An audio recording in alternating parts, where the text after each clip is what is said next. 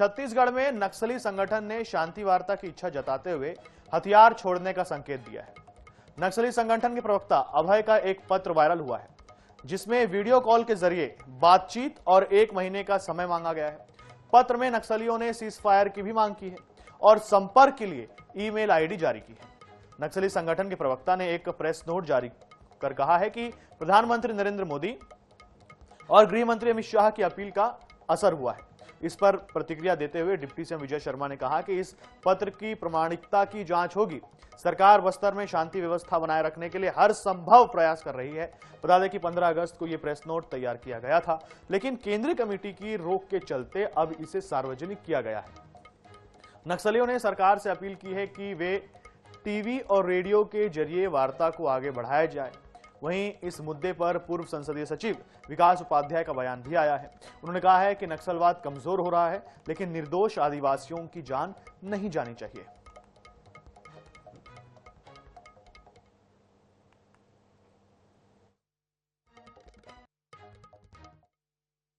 पंद्रह अगस्त के दिनांक का एक पत्र है, जिसमें बाद में उन्होंने स्पष्टता कहा भी है कि पत्र में लिखा है कि किन्हीं कारणों से इसको विलंब से घोषित किया जा रहा है।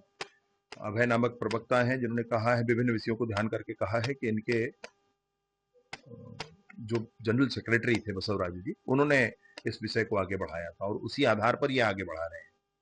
तो जो भी है स्थिति, इस पत्र के ऑथेंटिसिटी के चेक करने के बाद ये देख लेंगे कि अगर इसमें ऑथेंटिक होता है तो माननीय केंद्रीय गृह मंत्री जी अमित शाह जी, माननीय विष्णुदेव साय जी और वरिष्ठ हमारे नेतृत्व इस विषय पर जरूर सकारात्मक निर्णय लेंगे। अगर ऑथेंटिक है तो सारे माध्यम चुने जाएंगे। अगर विषय ठीक है तो अगर ये हथियार छोड़कर आगे आते हैं तो बात की ही जा सकती है। और इसमें विभिन्न अभी भी उपबंध और कंडिकाएं हैं, उन कंडिकाओं और उपबंधों को उनको समाप्त करना चाहिए। बस्तर में सुख और शांति हो, इसके लिए डबल इंजन की सरकार हर हाल में प्रयासरत है और मैं सोचता हूं कि अगर ऐसे हो सकता है तो ये बहुत अच्छा है।